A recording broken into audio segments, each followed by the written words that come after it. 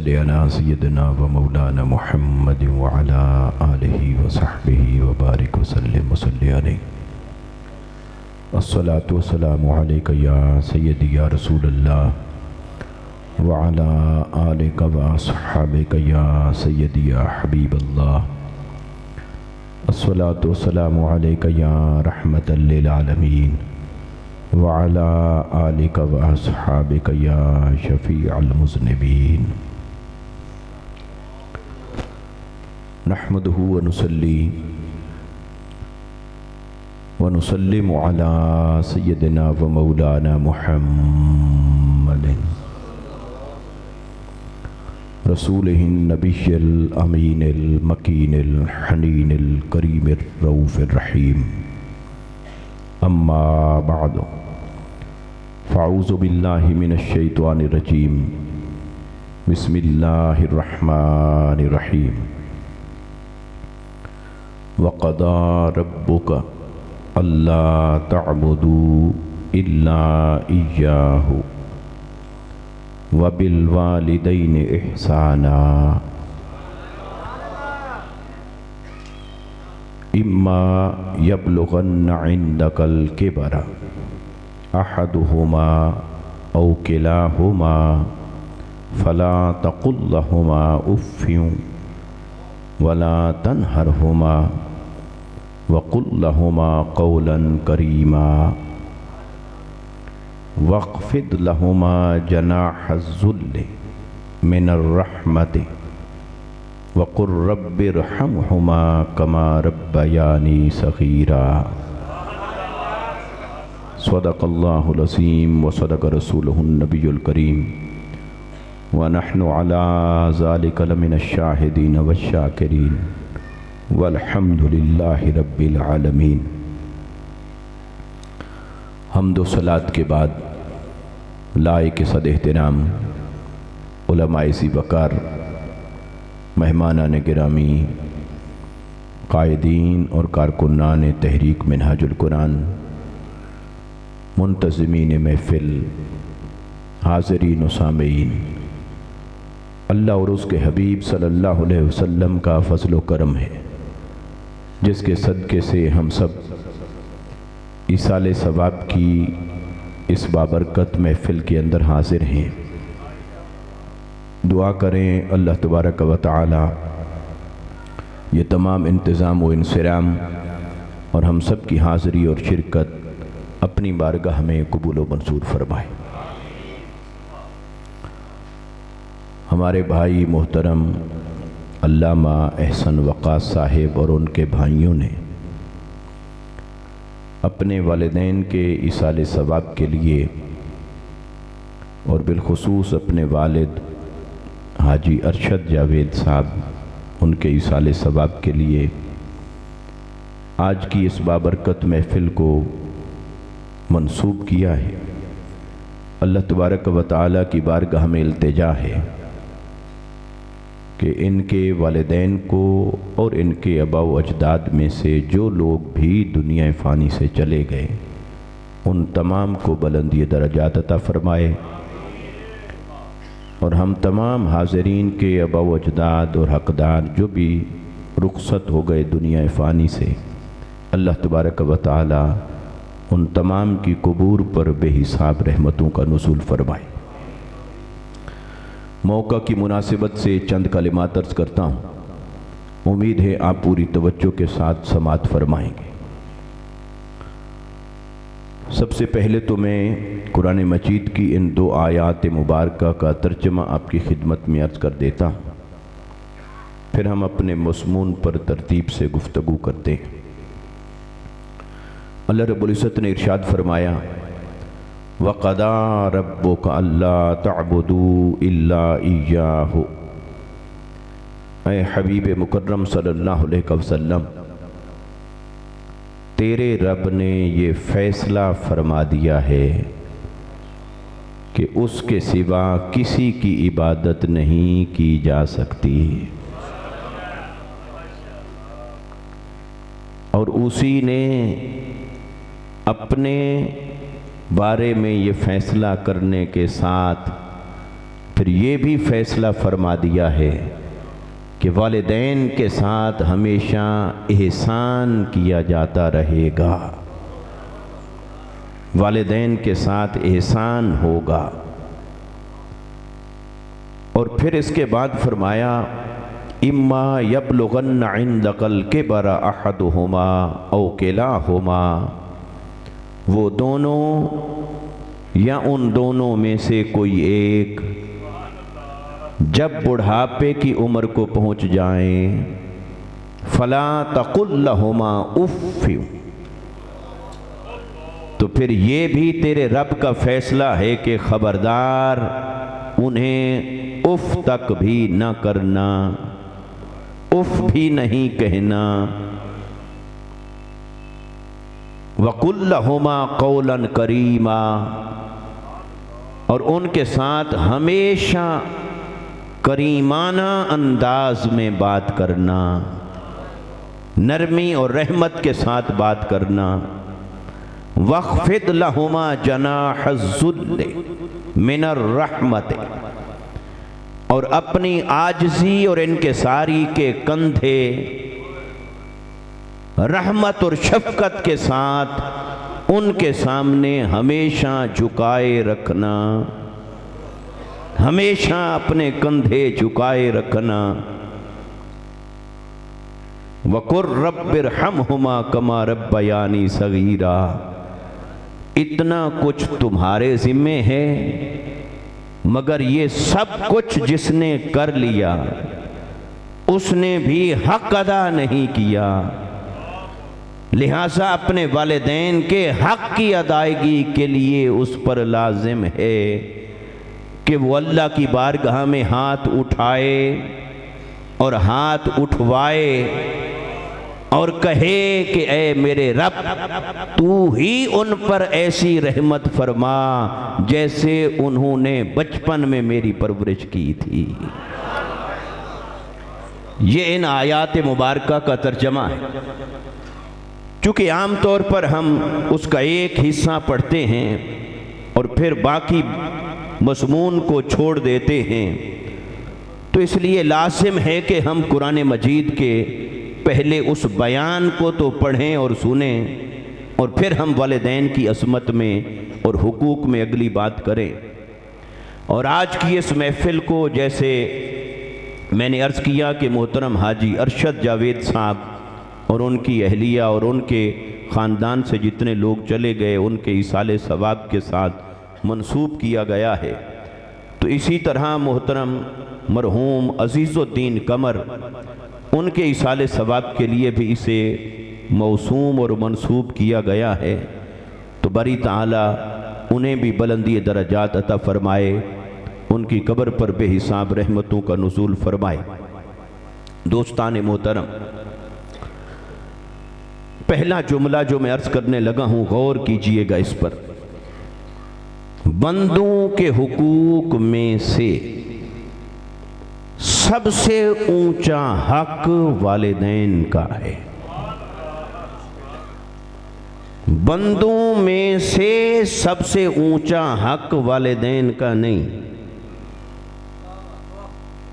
بندوں میں سے سب سے اونچا حق والدین کا، بندوں کے حقوق میں سے سب سے اونچا حق والدین کا ہے۔ بندوں کے حقوق، بندوں میں سے نہیں، بندوں کے حقوق میں سے سب سے اونچا حق والدین کا ہے۔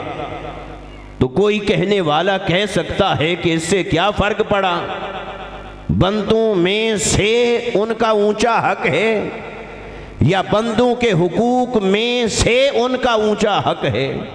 تو ہاں دوستو، اس کا جواب یہ ہے کہ بندوں کی صف میں تو مصطفیٰ بھی کھڑے ہیں، وہ بھی اللہ کے بندے ہیں۔ جب آپ بات کریں گے بندوں کی تو بندوں میں تو پھر سب سے بلند مصطفیٰ ہے، لیکن جب آپ بات کریں گے بندوں کے حقوق کی، جب آپ بات کریں گے حقوق العباد کی، تو حقوق العباد میں سے، بندوں کے حقوق میں سے پھر سب سے اونچا حق والدین کا ہے، تو سوال یہ پیدا ہوا کہ میرے مصطفیٰ کے حقوق سے بھی معاذ اللہ ان کے حقوق بڑھ گئے؟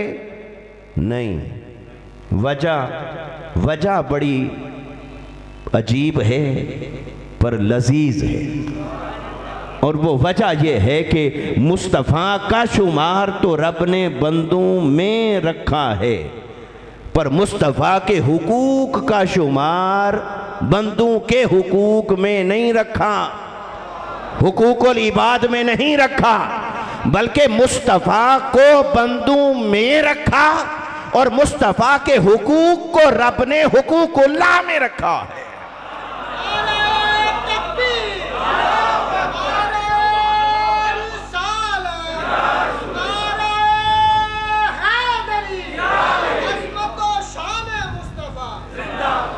مصطفیٰ کریم صلی اللہ علیہ وسلم آپ اللہ کے بندے ہیں، بلکہ بندہ خاص ہیں، اور ابدیت کے اس مقام پر ہیں جس مقام پر نہ کوئی عبد پہنچا، نہ کوئی بشر پہنچا، نہ کوئی ملک پہنچا، نہ کوئی نبی اور مرسل پہنچا، بندوں میں سے سب سے بڑی عظمت تو رب نے مصطفیٰ کو عطا فرمائی۔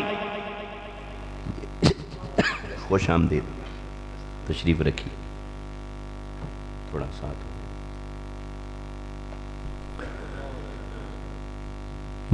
بندوں میں سے ہر کوئی نیچے کھڑا ہے، مصطفیٰ کو اللہ رب العزت نے سب سے بلند رکھا، بندوں کے درجے میں، بندوں کے طبقے میں مصطفیٰ کو رب تعالیٰ نے سب سے بلند رکھا، کیونکہ بندوں کی صف میں صرف بشر نہیں کھڑا، بندوں کی صف میں نور بھی کھڑا ہے۔ اللہ نے فرشتوں کے بارے میں فرمایا بل ہم عباد مکرمون، فرشتوں کے بارے میں فرمایا وہ بھی بندے ہیں، ایک ہے بندہ ہونا اور ایک ہے بشر ہونا، یہ دو مختلف چیزیں ہیں۔ مصطفیٰ کو رب تعالیٰ نے بشریت بھی عطا فرمائی، آپ پیکر بشر بھی ہیں، مگر جب لفظ عبد کی بات کریں گے تو عبد میں بشر بھی ہے، نور بھی ہے، اور ہر ایک کو رب نے عبد رکھا، مصطفیٰ کو عبدہو رکھا۔ اور علامہ اقبال رحمت اللہ تعالی علیہ کہے اٹھے، فرمایا عبد دیگر عبدہو چیزیں دیگر، این سراپا انتظار او سراپا منتظر، کہ عبد کا درجہ اور ہے اور عبدہو کا درجہ کچھ اور ہے۔ عبد وہ ہے جو اس کے انتظار میں رہتا ہے، وہ کرم نوازی فرمائے یا نہ فرمائے، یہ اس بے نیاز کی شان ہے، مگر عبدہو اس نے جسے فرمایا ہے وہ رات بھر سو جاتا ہے اور عرش پر خود رب اس کا انتظار فرماتا ہے۔ میری آقا صلی اللہ علیہ وسلم ہر رات عبادت اور بندگی کرنے والے، راتوں کو قیام کرنے والے، لیکن جب شب معراج آئی میرے مصطفیٰ آرام فرما ہو گئے۔ ہر رات جاگنے والے نبی شب معراج کیوں سو گئے تھے؟ تاکہ پتہ چلے کہ ان کے قدموں کو چوم کر کیسے جگا کر لے جایا جا رہا ہے، پتہ چلے کہ اب منتظر کون ہے، منتظر خدا ہے اور منتظر مصطفیٰ تھے، مصطفیٰ کا انتظار کیا جا رہا تھا۔ تو بندوں میں اللہ نے سب سے اونچا مصطفیٰ کو رکھا، لیکن جب بندوں کے حقوق کی بات آئی تو مصطفیٰ کو اس نے یہ شان دی کہ مصطفیٰ کی ذات کو دیکھیں تو شمار بندوں میں ہے، اور مصطفیٰ کے حقوق کو دیکھیں تو حقوق کا شمار حقوق اللہ میں ہے۔ مصطفیٰ کے حقوق کا درجہ وہ ہے جو حقوق اللہ کا درجہ ہے۔ کوئی سوال کرنے والا کر سکتا ہے بھئی کیسے؟ تو سادہ سا فرق ہے، کسی سے پوچھ کر دیکھیے، کسی مسلک والے سے پوچھ کر دیکھیے کہ اگر بندوں کے حق میں سے کہیں حق تلفی ہو جائے تو بندہ کافر بنتا ہے یا صرف فاسق اور فاجر گناہگار اور خطاکار ہوتا ہے تو وہ آپ کو فتویٰ دیں گے کافر نہیں ہوگا۔ اگر کہیں کسی نے بندوں کی حق تلفی کر لی، بندوں کا حق مارا، وہ گناہگار تو ہوا، فاسق اور فاجر بھی ہوا، مستحق عذاب بھی ہوا، پر وہ کافر نہیں ہوا۔ لیکن اگر کسی نے مصطفیٰ کی حق تلفی کی تو وہ فاسق اور فاجر نہیں، وہ کافر ہوا ہے۔ مصطفیٰ کی حق تلفی جس نے کی وہ کافر ہو گیا، کیونکہ مصطفیٰ کا حق اللہ نے اپنے حقوق کے ساتھ ملا دیا ہے۔ اور آپ اس بات کو مزید کھولنا چاہیں تو مصطفیٰ کا حق ہے کہ مصطفیٰ سے محبت کریں، خدا کا حق ہے کہ خدا سے محبت کریں، مصطفیٰ کا حق ہے کہ مصطفیٰ کی اطاعت و فرما برداری کریں، خدا کا حق ہے کہ خدا کی اطاعت و فرما برداری کریں۔ تو اب ان حقوق کو دیکھیے، کیا رب نے بندوں کے درجے پر رکھا ہے یا مصطفیٰ کی محبت کو اپنی محبت کے درجے پر رکھا ہے؟ مصطفیٰ کی اطاعت اور فرما برداری کو اپنی اطاعت اور فرما برداری کے درجے پر رکھا ہے۔ تو جو خدا کی اطاعت کا منکر ہو وہ بھی کافر، جو مصطفیٰ کی اطاعت کا منکر ہو وہ بھی کافر، جو خدا کی محبت کا منکر ہو وہ بھی کافر، تو جو مصطفیٰ کی محبت کا منکر ہو وہ بھی کافر۔ اس لیے میں نے عرض کیا کہ مصطفیٰ کا شمار تو رب نے بندوں میں رکھا، پر مصطفیٰ کے حقوق کا شمار حقوق العباد میں نہیں رکھا، حقوق اللہ میں رکھا ہے۔ مصطفیٰ کی محبت بھی خدا کی محبت میں شامل، مصطفیٰ کا ادب خدا کے ادب میں شامل، مصطفیٰ کی اطاعت خدا کی اطاعت میں شامل، مصطفیٰ کا بلاوا خدا کے بلاوے میں شامل، مصطفیٰ کی اذان رب کی اذان میں شامل، مصطفیٰ کی برات خدا کی برات میں شامل، مصطفیٰ کا فضل خدا میں شامل، مصطفیٰ کی عطا خدا میں شامل۔ الغرض جہاں سے قرآن پڑھیں گے حقوق مصطفیٰ کا درجہ حقوق اللہ کے اندر رکھا گیا ہے، لیکن مصطفیٰ کا شمار بندوں میں ہے اور مصطفیٰ کے حقوق کا شمار، اس کا سٹیٹس وہ حقوق اللہ کے اندر اللہ نے اسے شامل فرمایا۔ یہی وجہ ہے کہ وہاں مسئلہ ایمان کا ہو جاتا ہے۔ ایسے ہی کوئی شخص بندوں کا حق ہے ادب کرنا، مثال کے طور پر والدین کا حق ہے کہ والدین کا ادب کیا جائے، اگر کوئی والدین کا ادب نہ کرے تو کیا وہ کافر ہوگا؟ نہیں ہوگا۔ اور اگر کوئی مصطفیٰ کا ادب نہ کرے تو ایمان بچتا ہی نہیں، ایمان کا خرمن جل جاتا۔ وجہ یہ ہے کہ ادب حق ہوتا ہے شخصیت کا، مگر ہر شخصیت کا ادب ایک حد میں ہے۔ مصطفیٰ کا ادب یہ ہے کہ حدیں نیچے رہ جاتی ہیں، مصطفیٰ کا ادب سب سے بلند ہے۔ مصطفیٰ کے ادب کی حد ہے ایمان۔ مصطفیٰ کریم صلی اللہ علیہ وسلم کے ادب کو رب تعالیٰ نے اس لیے اپنے ادب کے درجے میں رکھا۔ جس نے مصطفیٰ کی بے ادبی کی گویا اس نے خدا کی بے ادبی کی۔ سورہ الحجرات کی پہلی آیت میں رب تعالیٰ نے فرما دیا تھا لا تقدموا بین یدی اللہ ورسولہ، اے ایمان والو اللہ سے آگے نہ بڑھا کرو، اللہ سے آگے قربانی کرنے میں، ذبح کرنے میں، روزہ رکھنے میں یہ شان نزول آیا، اللہ سے آگے نہ بڑھا کرو۔ بری تعالیٰ تجھ سے آگے بڑھنے کی بات کہاں سے آ گئی؟ نہ تو نے روزہ رکھا، نہ کبھی آئندہ امکان ہے، نہ تو نے قربانی کی، نہ آئندہ کرے گا، تو پھر تجھ سے آگے بڑھنا نہ ماضی میں ہوا نہ مستقبل میں ہو سکتا ہے، تو تجھ سے آگے بڑھنے کی بات کہاں سے آ گئی؟ تو وہ فرماتا ہے اللہ سے آگے نہ بڑھو۔ تو بری تعالیٰ تیری بات کیسے آ گئی؟ اس نے کہا میری بات مصطفیٰ کی بات میں ہے۔ جو مصطفیٰ سے آگے بڑھ گئے سمجھو خدا سے آگے بڑھے، جو مصطفیٰ سے پیش قدمی کر بیٹھے سمجھو خدا پر پیش قدمی کی۔ تو گویا مصطفیٰ کا ادب خدا کے ادب میں شامل، مصطفیٰ کی محبت خدا کی محبت میں شامل، مصطفیٰ کی اطاعت خدا کی اطاعت میں شامل۔ اس لیے میں نے عرض کیا بندوں کو دیکھیں گے تو مصطفیٰ کا شمار بندوں میں ہے، لیکن مصطفیٰ کے حقوق کو دیکھیں گے تو ان کا شمار حقوق العباد میں نہیں ہے، وہ حقوق اللہ میں آتا ہے۔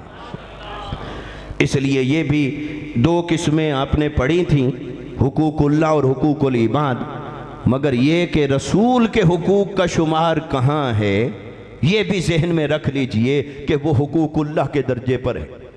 اب یہی وجہ ہے، اس پر ایک بات عرض کر کے پھر والدین کے حقوق کی طرف آتا ہوں، کیونکہ یہ ایک نکتہ ہے کہ بندوں کے حقوق میں سے سب سے اونچا حق والدین کا، بندوں کے حقوق میں سے سب سے اونچا حق والدین کا ہے، تو لازم ہے کہ اس نکتے کو ایڈریس کیا جائے کہ پھر رسول جب بندہ ہے، بندہ خاص ہے، تو پھر ان کے حقوق کا شمار کہاں ہے، کس رتبے میں ہے، کس درجے میں ہے، اس لیے اس بات کو بیان ہونا ضروری ہے۔ تو اللہ تبارک و تعالی نے فرمایا ایک اور مقام پر، فرمایا النبی اولیٰ بالمؤمنین من انفسہم، فرمایا میرا نبی مومنین کی جانوں سے بھی زیادہ حقدار ہے، اور اس کے بعد کیا فرمایا وَأَزْوَاجُهُ أُمَّهَاتُهُمْ، اور میرے نبی کی ازواج ہیں مومنین کی مائیں، تو نبی کی ازواج ہیں مومنین کی مائیں اور نبی ہیں ان کی جان سے زیادہ حقدار، تو ان دو باتوں کا آپس میں معنوی ربط کیا ہے، ان کا آپس میں ریلیونس کیا ہے؟ یہاں بات تو یہ ہے کہ میرے نبی کی ازواج ہیں مومنین کی مائیں، تو پھر آقا علیہ السلام کیا ہیں؟ اب اس سے جو معنی اخذ ہو رہا تھا کہ پھر مومنین کی مائیں حضور کی ازواج ہو گئیں، تو مومنین کے روحانی باپ وہ حضور ہو گئے۔ مگر اللہ تعالیٰ یہ سمجھانا بھی چاہتا تھا اور یوں کہنا بھی نہیں چاہتا تھا، یہ بات وہ سمجھانا بھی چاہتا تھا، مگر یوں حق تمہیں معاف کرتا ہوں اور جان کا حق ادا کرو، بڑا تو ہر حال میں میرا حق ہے، لیکن میں اپنے کرم سے یہ فیصلہ کر رہا ہوں کہ میں اپنا حق تمہیں معاف کرتا ہوں، تم اب جان کا حق ادا کرو۔ جان کا حق یہ تھا کہ وہ کھڑی نہیں ہو سکتی تھی، اسے کھڑا کریں تو تکلیف ہوتی ہے، اللہ کا حق تھا کہ کھڑا ہو نماز میں، تو اللہ نے فرمایا اب ایک طرف میرا حق ہے ایک طرف جان کا حق ہے، جان کو اذیت نہ دے، چل بیٹھ جا، میں نے اپنا حق معاف کیا، بیٹھ کر نماز پڑھ لے، میں نے اپنا حق تجھے معاف کیا۔ اب جان کا حق یہاں تک چلا گیا وہ بیٹھ بھی نہیں سکتی، تو اللہ نے فرمایا چلو کوئی بات نہیں، پہلے جان کو فیسیلیٹیٹ کرو، میں نے اپنا حق تجھے چھوڑ دیا ہے، اپنا حق تجھے معاف کر دیا ہے، بڑا تو میرا ہی حق ہے مگر میں نے اپنا حق چھوڑ دیا ہے، معاف کر دیا ہے، تم جان کا حق ادا کرو، کیونکہ جان ہوگی تو پھر میرا حق ادا کرو گے، تو پہلے جان کو بچاؤ۔ ایسے بہت سارے مواقع آتے ہیں دینی اعتبار سے جب ایک طرف اللہ کا حق کھڑا ہو جاتا ہے دوسری طرف جان کا حق کھڑا ہوتا ہے، تو شریعت کا فیصلہ یہی ہے، اللہ کا فیصلہ یہی ہے کہ بڑا تو اللہ کا حق رہے گا، مگر اللہ نے اپنا حق معاف کر دیا اور جان کا حق ادا کروایا۔ اب ایک سٹیج آئی، ایک طرف جان آ گئی اور ایک طرف جان کائنات آ گئی، ایک طرف جان کا حق آ گیا اور ایک طرف مصطفیٰ کا حق آ گیا، تو اب اللہ نے کیا فیصلہ فرمایا؟ فرمایا سنو وہ تو میرا حق تھا، میں نے اپنی رضامندی سے معاف کر دیا تھا، مگر یہ ہے میرے مصطفیٰ کا حق، مصطفیٰ ہے میری محبت، تو میں اپنا حق تو قربانی دے دی، معاف کر دیا، پر میں مصطفیٰ کا حق معاف نہیں کروں گا۔ جب تیرے سامنے ایک طرف والد کا حق تھا ایک طرف اللہ کا حق تھا، تو اللہ کا حق فائق تھا، والد کا حق معاف ہو گیا تھا، پھر اللہ کا حق اور جان کا حق آمنے سامنے کھڑے ہوئے، اللہ نے اپنا حق معاف فرما دیا، جان کا حق ادا کروایا۔ اب ایک طرف جان کا حق تھا ایک طرف مصطفیٰ کا حق تھا، اللہ نے فرمایا سنو خبردار، یہ ایک جان تو کیا ساری جانیں قربان ہو جائیں، مصطفیٰ کا حق قربان نہیں ہوگا۔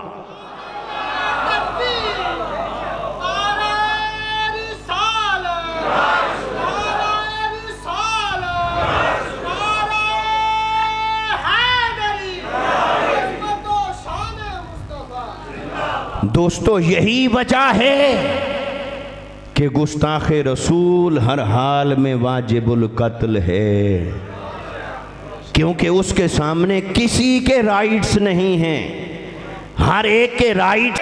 جب تک بات تیری اور میری ہو، لیکن جب بات مصطفیٰ کی آ جائے تو پھر ہر ایک کا حق نیچے رہ جاتا ہے، مصطفیٰ کا حق سب پر فائق ہو جاتا ہے۔ پھر مصطفیٰ کا حق پہلے ہے، باقی ہر ایک کا حق پھر بعد میں رہتا ہے، بعد میں ہو جاتا ہے۔ تو چونکہ مصطفیٰ کا حق اللہ نے یہاں رکھا سب سے پہلے، اب آپ سوچئے باپ سے لے کر تمہاری جانوں کے سب سے زیادہ حقدار ہونے تک یہ سارا فلسفہ درمیان میں چھپا ہوا تھا۔ اللہ نے فرمایا النبی اولا بالمؤمنین من انفسہم وازواجہ امہاتہم، میرے نبی کی ازواج ہیں تمہاری مائیں، اور میرا نبی وہ ہے تمہاری جانوں سے بھی زیادہ حقدار۔ اب ان کی ازواج تمہاری مائیں، وہ جان سے زیادہ حقدار، ان کی ازواج تمہاری مائیں، وہ تمہاری جان سے زیادہ حقدار، ان کی ازواج تمہاری مائیں، وہ تمہاری جانوں سے زیادہ حقدار۔ تو درمیان میں راز کیا ہے کہ ان کی ازواج ہیں تمہاری مائیں، وہ ہوئے تمہارے روحانی باپ ساری امت کے، لیکن انہیں باپ نہ کہنا۔ باپ کہو گے تو پھر حق بھی اتنا دو گے جتنا باپ کا ہوتا ہے۔ تو باپ کے حق کا درجہ تو یہ ہے کہ اللہ کے حق کے سامنے وہ حق ختم ہو جاتا ہے، اور اللہ کے حق کے سامنے جان آ جائے تو اللہ نے جان کو پرائرٹی دے دی، جان کو آگے رکھا، اور پھر یہ سارے درجے کراس ہو جاتے ہیں جب جان کا حق اور مصطفیٰ کا حق آ جائے۔ فرمایا مصطفیٰ کا حق تمہاری جانوں سے بھی بڑھ کر ہے۔ تو میرے آقا صلی اللہ علیہ وسلم کے حقوق کو اللہ تبارک و تعالی نے حقوق اللہ کے درجے میں رکھا۔ مصطفیٰ کا شمار تو بندوں میں ہے، پر مصطفیٰ کی محبت کا شمار بندوں کی محبت میں نہیں، مصطفیٰ کی ادب کا شمار بندوں کے ادب میں نہیں، مصطفیٰ کی اطاعت کا شمار بندوں کی اطاعت میں نہیں، مصطفیٰ کی فرما برداری کا شمار بندوں کی فرما برداری میں نہیں، بلکہ مصطفیٰ کی محبت ہے خدا کی محبت، مصطفیٰ کی اطاعت ہے خدا کی اطاعت، مصطفیٰ کا ادب ہے خدا کا ادب، اور مصطفیٰ کی حرمت ہے خدا کی حرمت۔ اس لیے دوستو ذات کو دیکھیں تو بندوں میں شامل، حقوق کو دیکھیں تو حقوق اللہ میں شامل۔ تو اس لیے اعلیٰ حضرت فاضل بریلی امام احمد رضا خان رحمت اللہ تعالی علیہ آپ فرماتے ہیں ادھر مخلوق میں شامل، ادھر اللہ سے واصل، ادھر مخلوق میں شامل، ادھر اللہ سے واصل۔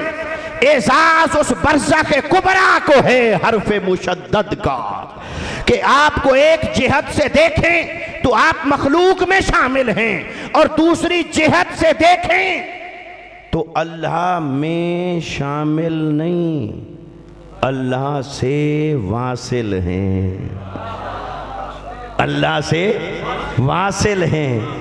تو اس لیے عقیدے کی احتیاط بھی تو ضروری ہے، یہ تو پل صراط ہے، نہ ادھر جا سکتے ہیں نہ ادھر۔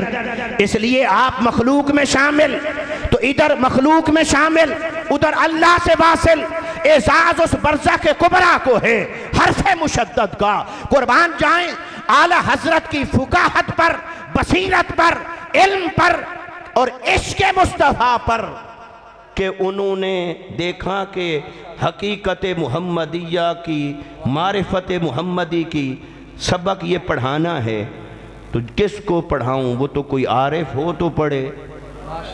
تو انہوں نے سوچا چلو کوئی ایسی بات کروں کہ یہ جو ناظرہ پڑھنے والا ہوتا ہے نا، عالم نہ بھی ہو، ناظرہ پڑھنے والا ہے، زیر زبر شد کو جاننے والا ہو، وہ بھی جان جائے کہ مقام مصطفیٰ کیا ہے۔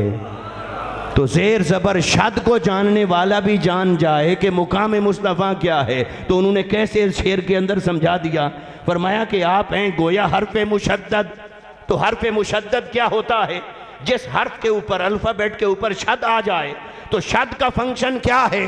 وہ اس سے پہلے ایک حرف ہوتا ہے، اس کے بعد ایک حرف ہوتا ہے۔ تو شد کا کام یہ ہے اپنے ما قبل کو ماں باپ کے ساتھ جوڑ دیتی ہے، ملا دیتی ہے۔ تو اعلیٰ حضرت نے اس تمثیل اور استعارے میں سمجھا دیا، اس استعارے میں بتا دیا، فرمایا دیکھو مصطفیٰ کی شان یہ ہے، ناظرہ پڑھنے والوں جیسے حرف مشدد ہوتا ہے تو مصطفیٰ بھی درمیان میں آئے تو ہم خدا سے ملے اور خدا کی رحمت ہم سے ملی، تو یہ درمیان میں مصطفیٰ ہی ہیں واسطہ اور وسیلہ مطلق کہ بندے کو خدا سے ملا دیا ہے، خدا کے فیضان کو بندے تک پہنچا دیا ہے، خدا کی رحمت کو بندے تک پہنچایا، خدا کے عرفان کو بندے تک پہنچایا، خدا کی معرفت کو بندے تک پہنچایا، خدا کے انوار کو بندے تک پہنچایا۔ تو خدا کی انوار کو بندوں تک پہنچایا اور بندے کو ہاتھ پکڑ کر خدا تک پہنچا دیا ہے۔ ادھر مخلوق میں شامل ادھر اللہ سے واصل، اعزاز اس برزخ کبریٰ کو ہے حرف مشدد کا۔ تو دوستان محترم، اس پہلے نقطے کو ذہن میں بٹھا لینے کے بعد اب آئیے حقوق والدین کی طرف چلتے۔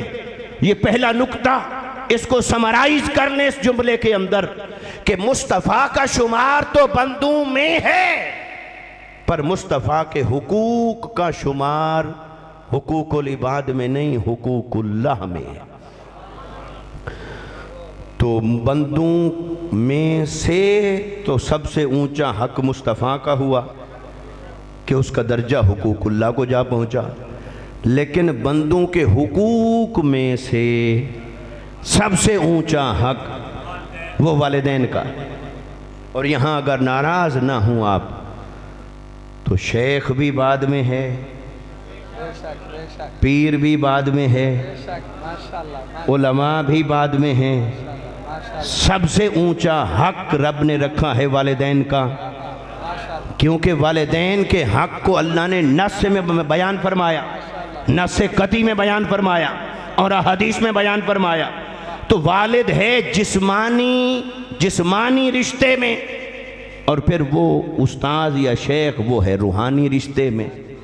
تو جسمانی تولد ہوگا تو روحانی تولد بھی ہوگا، اس لیے پھر اس کو اللہ نے یہ درجہ عطا فرمایا۔ تو بندوں کے حقوق میں سے سب سے اونچا حق والدین کا۔ تو اللہ تبارک و تعالی نے کیا فرمایا؟ فرمایا وَقَضَىٰ رَبُّكَ، اے حبیب صلی اللہ علیہ وسلم تیرے رب نے یہ فیصلہ فرما دیا ہے کہ اس کے سوا کسی کی عبادت نہیں ہوگی۔ وَقَضَىٰ رَبُّكَ، تیرے رب نے فیصلہ فرما دیا کہ اللہ تعبدو، کسی اور کی عبادت نہیں ہوگی سوائے اسی کے۔ اب یہ ایک ایسی چیز ہے دوستو، عبادت اللہ کو اتنا پیاری ہے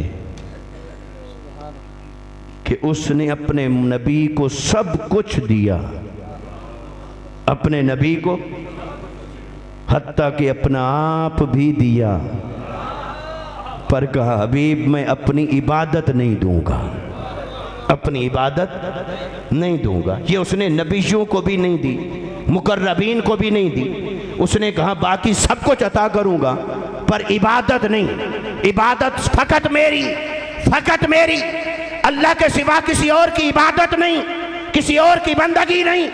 اس لیے اس نے کہا گناہوں میں سب سے بڑا گناہ شرک ہے، جس نے اللہ کے ساتھ کسی کو شریک ٹھہرایا، اللہ کی عبادت اور بندگی میں کسی کو شریک ٹھہرایا، اس کے لیے اللہ کی بارگاہ میں کوئی گنجائش نہیں، کوئی نرمی نہیں۔ اور اس نے فرمایا میں چاہوں گا ان اللہ یغفر ما دون ذالک، اس کے نیچے کوئی بھی گناہ ہوگا میں چاہوں گا معاف کر دوں گا، لیکن شرک کو معاف نہیں کروں گا۔ اس لیے عبادت کا درجہ، اور جو چیز اسے اتنا پیاری ہے اسی سے ہمیں بیزاری ہے، جو چیز اسے اتنا کہ اس نے نبیوں کو بھی نہیں دی۔ تو آج کا انسان اگر اسی سے بیزار ہو کے بیٹھا ہے تو پھر دوستو یہ یاد رکھ لو، شفاعت حق ہے، پر شفاعت سے پہلے کن درجوں سے وہ گزارے گا کبھی ان کو بھی پڑھا کرے۔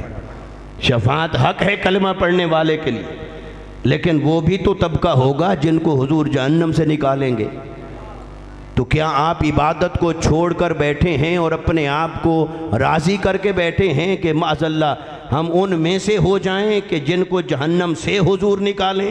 وہ تو نکال لیں گے، مگر اللہ کا عذاب تو ایک پل بھر کا عذاب ہو وہ بھی کسی کے لیے قابل برداشت نہیں۔ اور ہمیں شیطان نے کس غفلت میں ڈال دیا؟ ہم نے اللہ کی عبادت کو ترک کر رکھا ہے، اس کی بندگی کو ترک کر رکھا ہے، ہماری زبانیں اس کی ذکر سے لذت سے آشنا نہیں، ہماری جبینیں سجدوں کی لذت سے آشنا نہ رہیں، ہماری راتیں غفلتوں میں گزرنے والی، ہمارے دن نافرمانی میں گزرنے والے، ہم دنیا کے رسیہ ہو گئے، دنیا کے پیچھے مت والے ہو گئے، مال کی محبت، دنیا کی محبت، پھر نفس کی محبت، پھر غفلت، پھر بے عملی، فسق و فجور، اس نے ہماری زندگی کو جکڑ لیا اور اللہ کی عبادت اور بندگی کو ہم نے چھوڑ دیا، اور ایک بات لیے پھرتے ہیں، بس حضور بخشوائیں گے۔ کم سے کم حضور کے سامنے کھڑے ہونے کے قابل تو اپنے آپ کو بنا لو، قابل تو بنا لو، وہ تو بخشوائیں گے۔ اور اگر ہمارے ان اعمال کے نتیجے میں خاتمہ بالخیر ہی نہ ہوا، اللہ نہ کرے، تو پھر کہاں کی شفاعت؟ شفاعت تو مشروط ہے کہ خاتمہ ایمان پر ہو۔ اب یہ گارنٹی کس کے پاس ہے کہ خاتمہ ایمان پر ہوگا کہ نہیں؟ اس لیے ایمان کو بچانے کے لیے بھی تو عبادت کرنی ہے، وہ سجدہ کرنا ہے کہ خاتمہ بالخیر ہو جائے۔ جب میرے آقا صلی اللہ علیہ وسلم کی بارگاہ میں صحابہ کرام تشریف فرما ہیں، میرے آقا نے فرمایا سنو، کوئی شخص اپنے عمل کی وجہ سے جنت میں نہیں جائے۔ صحابہ کرام پر سکتہ طاری ہو گیا، تو پھر تھوڑی دیر بعد سوال کیا، یا رسول اللہ کیا آپ بھی؟ یہ سوال بتا رہا ہے کہ انہوں نے کتنی گہرائی سے سوچا ہوگا کہ چلو ہمارا عمل ہمیں جنت میں نہ لے جائے، سمجھ میں آتا ہے، مگر رسول اللہ کا عمل تو ہمارے جیسا نہیں۔ تو جو رسول اللہ کے عمل کو اپنے عمل جیسا نہیں سمجھتے تھے، کیا وہ رسول اللہ کو اپنے جیسا سمجھتے ہوں گے؟ تو پھر انہوں نے پوچھا اس تعجب سے کہ یا رسول اللہ آپ؟ فرمایا ہاں میں بھی۔ تو پھر سکتہ طاری ہو گیا، تو پھر حضور نے خود ہی جواب دیا، فرمایا سنو، جو بھی کوئی جنت میں جائے گا وہ اپنے عمل سے نہیں جائے گا، وہ رب کے فضل سے جائے گا، کیونکہ جنت اتنی سستی اور کم شان والی چیز نہیں ہے کہ آپ اپنے عمل کے زور پہ لے لیں۔ اس نے کہا عمل میں یہ طاقت نہیں کہ میری جنت کو حاصل کر سکے، حاصل کرے گا وہ جس پر میں راضی ہو جاؤں، میرا فضل۔ تو اب آپ کوئی سوچنے والا کہے، وہ کہے اچھا پھر آج کے بعد پھر عمل چھوڑ دیں، پھر عمل کی کیا ضرورت؟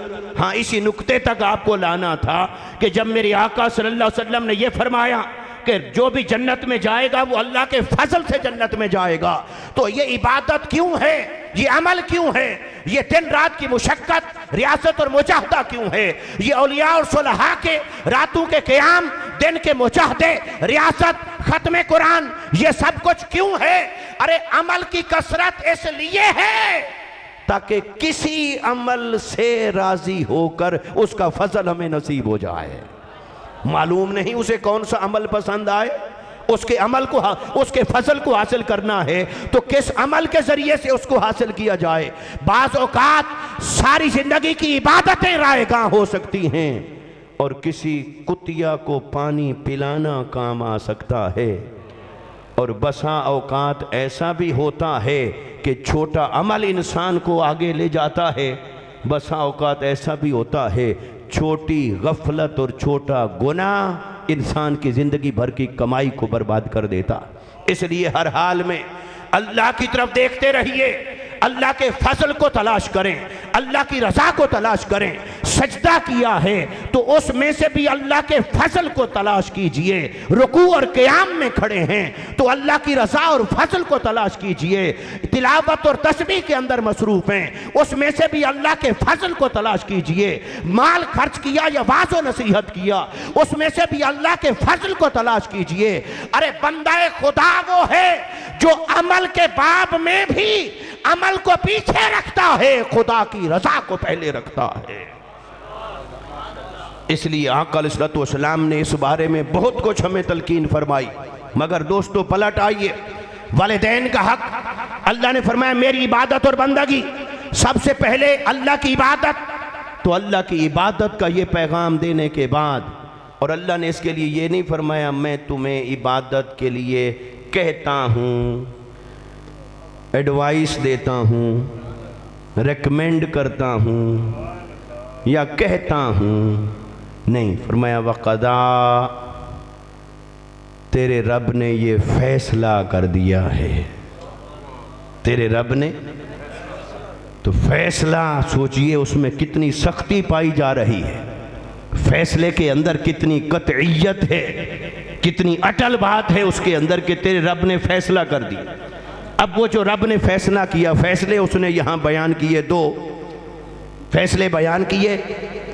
ایک یہ فیصلہ کیا کہ اس کے سوا کسی کی عبادت نہیں، ایک یہ فیصلہ کیا کہ والدین کے ساتھ احسان ہوگا۔ اب اللہ نے اپنے بارے میں جو فیصلہ سنایا وہ پہلے جملے میں نمٹا دیا، وَقَضَىٰ رَبُّكَ أَلَّا تَعْبُدُوا إِلَّا إِيَّاهُ، اللہ تعبدوا الا إِيَّاهُ، 4 لفظوں میں نمٹا دی، 4 لفظوں میں اللہ نے اپنا فیصلہ نمٹا دیا۔ باقی پوری 2 آیات کے اندر اللہ نے والدین کے ساتھ احسان کرنے کی تفصیل بیان فرمائی۔ تو اب آپ سوچئے کہ اس نے اپنی عبادت کی یہاں اتنی تفصیل بیان نہیں کی جتنی والدین کے ساتھ احسان کی تفصیل بیان کی ہے۔ اور اب آئیے لفظ احسان کیا ہے؟ فرمایا والدین کے ساتھ احسان، وَبِالْوَالِدَيْنِ احسانا۔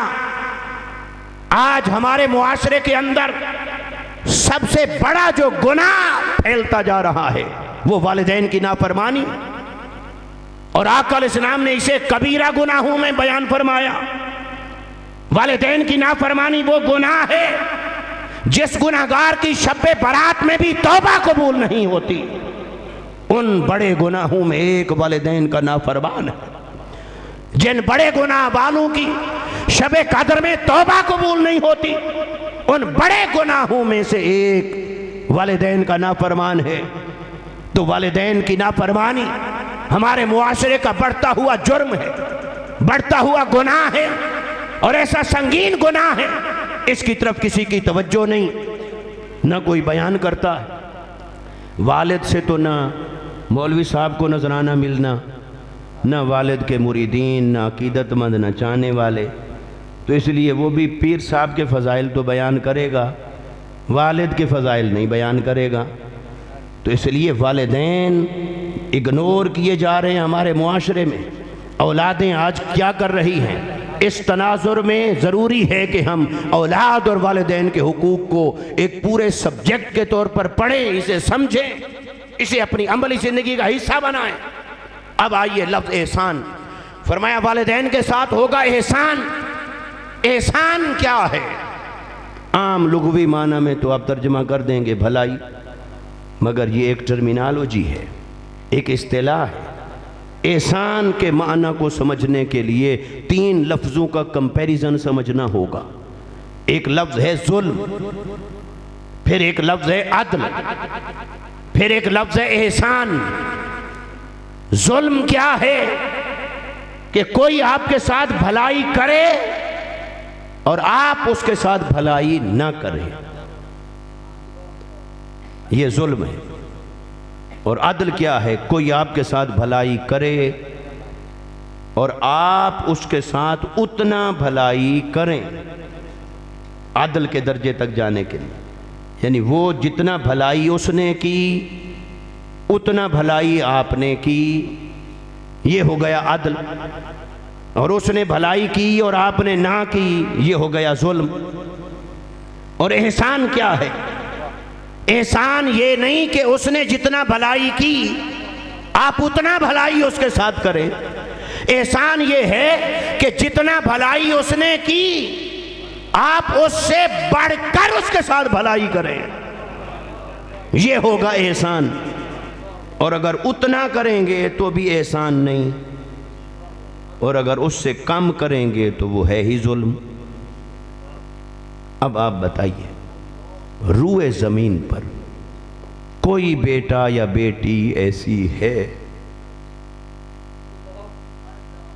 جو اپنے والدین کے ساتھ اتنا بھلائی کر سکے جتنا بھلائی انہوں نے کی؟ دنیا کا کوئی بیٹا یا بیٹی ایسا ہے یا ہو سکتا ہے کہ جو اپنی ماں کے ساتھ اتنا خدمت اور سلوک کرے جتنا اس نے کیا؟ کوئی ہے جو اپنے والد کے ساتھ اتنا بھلائی کرے جتنا اس نے بھلائی کی؟ تو جب روئے زمین پہ کوئی ایسا بیٹا نہیں، کوئی ایسی بیٹی نہیں جو اپنے ماں باپ کا اتنا حق ادا کرے، اتنا بدلہ چکائے جتنا انہوں نے بھلائی کی تھی، تو جب روئے زمین میں ایسا ممکن نہیں تو اللہ نے ایسا حکم کیوں دیا جو تکلیف مالا یطاق ہو؟ کیوں اللہ نے فرمایا یہ؟ باری تعالیٰ کیا تجھے معلوم نہیں کہ کوئی اولاد والدین کے ساتھ اتنا بھلائی نہیں کر سکتی جتنا بھلائی انہوں نے کی؟ اور اس کے لیے مجھے آپ اجازت دیں، وہ بات یہ کہ تھوڑا ڈوب جانے والی بات ہے۔ اللہ نے فرمایا کما ربیانی، تم کہو کہ اے ہمارے رب ان پر رحم فرما، کما ربیانی۔ اب ربیانی کا عالمانہ ترجمہ یہ ہے جیسے وہ میری ربوبیت کرتے رہے، جیسے وہ میری تربیت کرتے رہے، جیسے وہ میری تربیت کرتے رہے، پرورش کرتے رہے۔ تو اس پرورش کا تو اردو میں ترجمہ آ گیا نا، فارسی سے آیا، مگر عربی میں جو روٹ ورڈ ہے وہ کیا ہے؟ وہ تو ربیانی، تربیت۔ اور اس کا میں آپ کو سادہ ترجمہ بتانا چاہتا ہوں۔ اللہ نے فرمایا میری بارگاہ میں ہاتھ اٹھا کر والدین کے بارے میں یوں کہو، اے ہمارے رب ان پر رحم فرما جیسے وہ بچپن میں میرے رب بنے رہے۔ میرے، اب رب چونکہ سبجیکٹ بنتا ہے، ایڈجیکٹیو بنتا ہے، اور ربیانی وہ ورب میں آتا ہے۔ فعل اور ایڈجیکٹیو کا فرق ہے، روٹ ورڈ ایک ہے، مادہ ایک ہے۔ تو اللہ نے فرمایا کہ کتنی گہرائی میں لے جا کر اللہ نے یہ بات ہمیں سمجھائی والدین کے بارے میں۔ فرمایا یوں دعا کرو کہ باری تعالیٰ ان پر ایسے رحم فرما جیسے وہ میں چھوٹا تھا، نہ میں بول سکتا تھا، نہ میں کچھ سمجھ سکتا تھا، نہ میں اظہار کر سکتا تھا۔ میرے پیٹ میں درد ہے میں بتا نہیں سکتا تھا، میں صرف رو سکتا تھا، میں چیخ سکتا تھا۔ اور جو میری بیماری کسی ڈاکٹر کے علم میں سمجھ میں نہیں آتی تھی، وہ میری ماں کو ضرور پتہ چل جاتی تھی کہ ہاں اس کے پیٹ میں درد ہے، اس کے کان میں درد ہے، اس کو بھوک لگی ہے۔ کوئی اور سمجھے نہ سمجھے وہ سمجھ لیتی تھی۔ تو جب میں بولنے کے قابل نہیں تھا، نہ کھانے کے قابل، نہ پینے کے قابل، سروائیو کرنے کے قابل نہیں تھا، اپنے پاؤں پہ کھڑے ہو کے زندہ نہیں رہ سکتا تھا، تو جب میں زندہ رہنے کے قابل نہیں تھا، کھانے پینے کے قابل نہیں تھا، زندگی جینے کے قابل نہیں تھا، اے میرے رب پیدا کرنے والا تو تو ہے، لیکن کیسے وہ تیری ربوبیت کا پرتو بن کر میرا سایہ بن کے کھڑے رہے، تیری ربوبیت کی تصویر بن کے میری ماں کھڑی رہی، تیری ربوبیت کی تصویر بن کے میرا والد دن بھر کماتا ہے، بھوک خود کو بھی لگی ہے، لیکن فروٹ لے کے شاپر میں بچا کے بچوں کے لیے لے کے جا رہا ہے۔ کیا آپ کو بھوک نہیں لگی؟ لگی ہے، پر کیوں؟ نہ کوئی دیکھنے والا ہے، نہ پوچھنے والا ہے۔ کما ربیانی صغیرا، رب وہ ہے جو یہ نہیں دیکھتا کہ اس نے آج سجدہ کیا، اس کو روٹی دوں کہ نہ دوں۔ اس کا تقاضا ہے ربوبیت کا، تو اس نے ماں اور باپ کے اندر اپنی ربوبیت کی جھلک رکھی ہے، اس کا عکس رکھا ہے، اس کا فیض رکھا ہے، اس کی تصویر رکھی ہے۔ جیسے وہ کہتا ہے صبغۃ اللہ ومن احسن من اللہ صبغۃ، لوگوں اللہ کا رنگ چڑھاؤ، اپنے اوپر اللہ کا رنگ چڑھا لو۔ اللہ کے رنگ سے بہتر کس کا رنگ ہے؟ اگر تم ربوبیت کا رنگ دیکھنا چاہو تو ربوب عزت کے رنگ کا نام ہے ماں، ربوب عزت کے رنگ کا نام ہے باپ۔ یہ ماں اور باپ کا درجہ، اور اللہ تبارک و تعالی نے فرمایا وَبِالْوَالِدَيْنِ احسانا، والدین کے ساتھ کرو احسان۔ باری تعالی ہم تو والدین کے ساتھ عدل کرنے کے قابل نہیں، احسان کہاں سے کریں، کیسے کریں؟ اس نے فرمایا جیسے انہوں نے کیا اس کا حق یہی ہے کہ احسان کیا جائے، عدل نہیں۔ اس نے کہا عدل ایکسیپٹیبل نہیں ہے، احسان کیا جائے ان کے ساتھ، تو احسان کرو، اللہ نے مکلف کر دیا والدین کے ساتھ احسان کرو۔ آپ کو ایک حکایت عرض کرتا ہوں۔ حکایتیں کسی عقیدے کو ثابت کرنے کے لیے نہیں ہوتی، نصیحت کے لیے ہوتی ہیں۔ تو ایک واقعہ ہے، ایک ماں نے اپنے بیٹے کا ایک دن امتحان لینا چاہا کہ میں نے اس کے لیے کیسے راتیں جاگ کر گزاری، کیسے تکلیفیں سہیں، اور میرے لیے یہ کیا کرتا ہے اور کہاں تک کر سکتا ہے۔ تو اس نے سوچا چلو آج تھوڑا سا کوئی ٹیسٹ نہ ہو جائے۔ ماں نے ارادہ کر لیا بیٹا آج تھکا ہارا آئے گا، آج اس کی نیند خراب کروں گی، ایک رات کی نیند۔ اور ماں نے کتنی راتوں کی نیندیں قربان کی ہیں، اس کو ذہن میں رکھیے گا۔ ماں نے فیصلہ کر لیا کہ آج بیٹا آ رہا ہے۔ وہ آیا، گھر آیا، آ کے سو گیا۔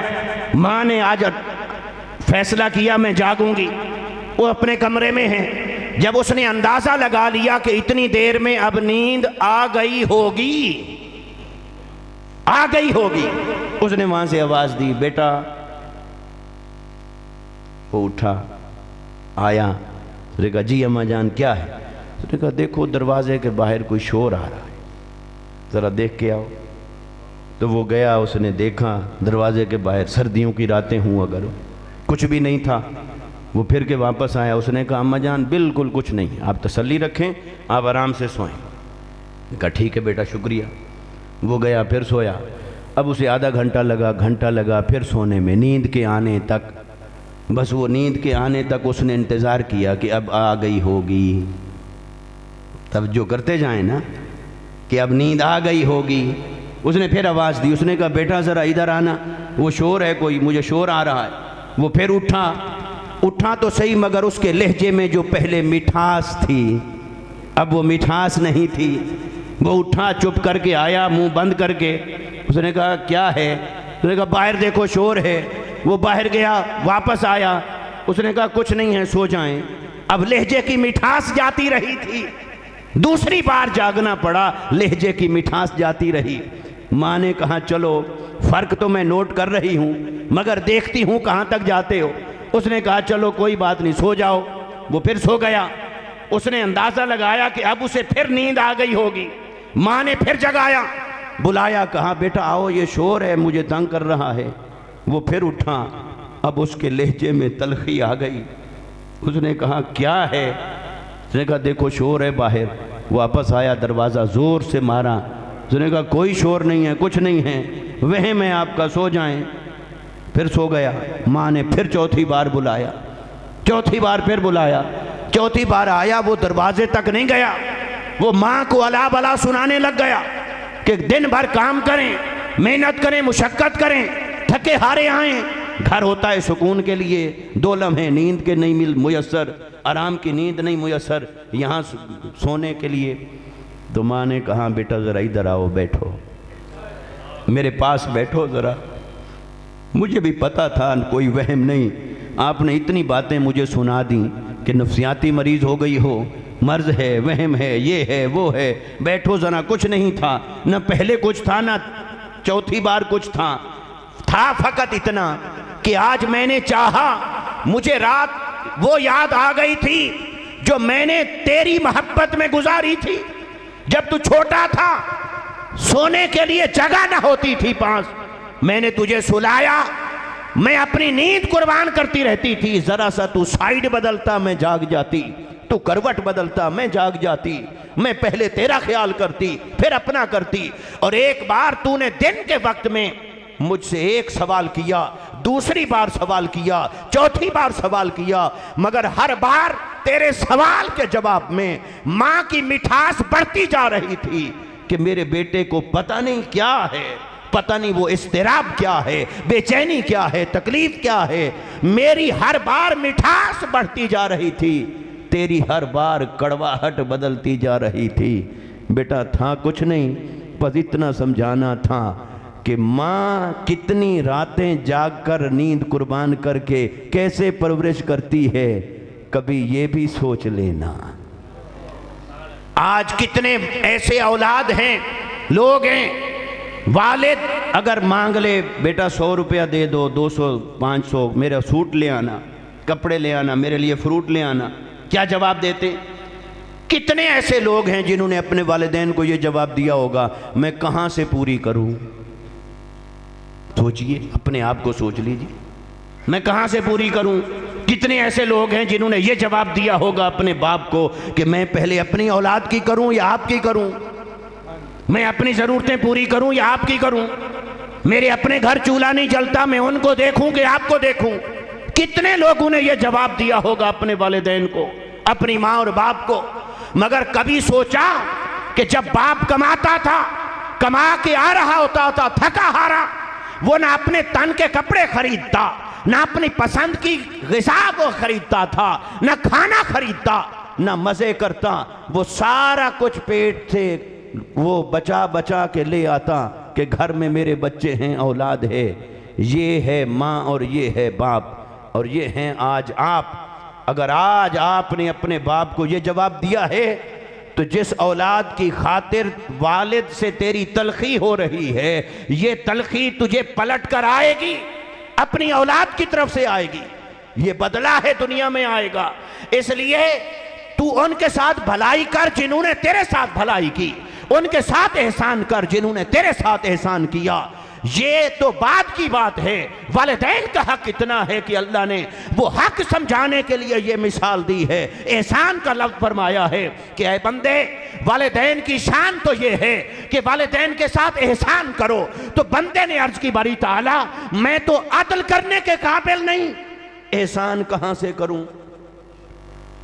تو اللہ نے فرمایا ہاں مجھے بھی پتا ہے تو احسان نہیں کر سکتا، تو عدل کر لے، یہ بھی بڑی بات ہے۔